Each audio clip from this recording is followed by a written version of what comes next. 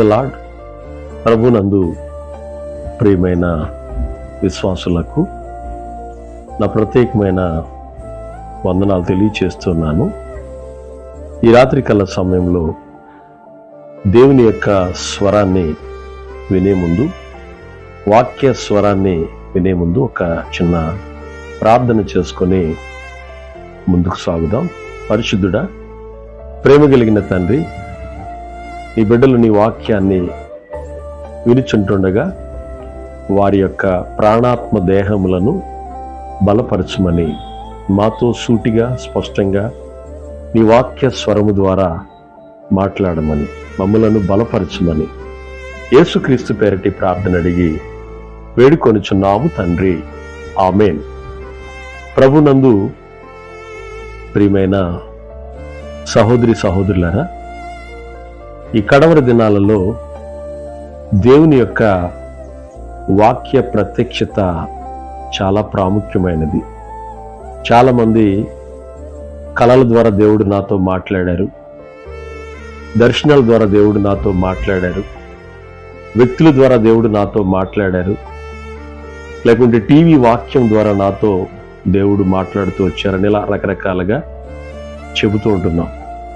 కానీ బైబిల్లో మనం చూస్తే మనకి 66 గ్రంథాల అద్భుతమైన పరిశుద్ధ గ్రంథాన్ని దేవుడు మనకి ఈ ప్రేమ ఉత్తరాన్ని మనకు అనుగ్రహించారు గనుక ఆయన వాక్య స్వరాన్ని వినే ప్రయత్నం చేద్దాం. దేవుడు తన వాక్యం ద్వారా మరి భక్తుల ద్వారా దేవుడు మాట్లాడుతూ వచ్చారు. అందుకనే యెహోవా వాక్కు ఇర్మియాకు ఇలాగు ప్రత్యక్షమాయెను, యెహోవా వాక్కు ఎహెజ్కేలుకు ఇలా ప్రత్యక్షమాయెను అని మనం చదువుతాం.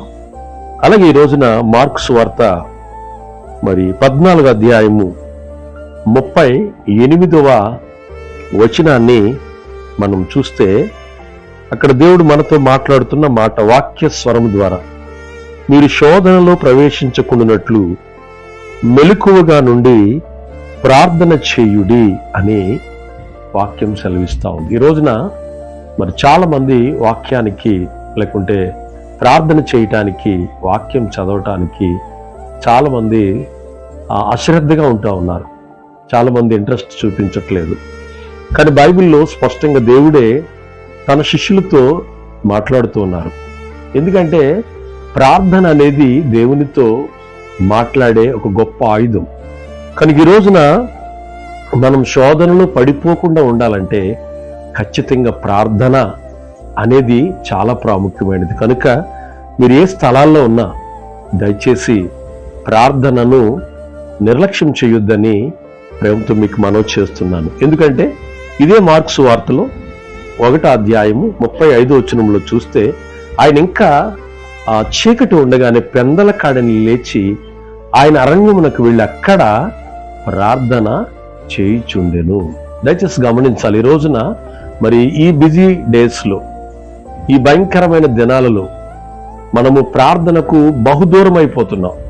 కనుక ప్రార్థన దేవునికి దగ్గర చేస్తుంది. అందుకనే ప్రార్థన చేసేవారు పాపం చేయలేరని, పాపం చేసేవారు ఎవరైనా సరే మరి ప్రార్థన చేయలేరని మరి భక్తులు చెబుతున్నట్లుగా ఈరోజు మనం ప్రార్థన చేస్తూ దేవునికి మరింత దగ్గరగా చేరడానికి ప్రయత్నం చేద్దాం. ఎందుకంటే దేవుడే చెప్పారు కదా, మీరు శోధనలో ప్రవేశించుకున్నట్లు మెలకువ కలిగి ప్రార్థన చేయండి.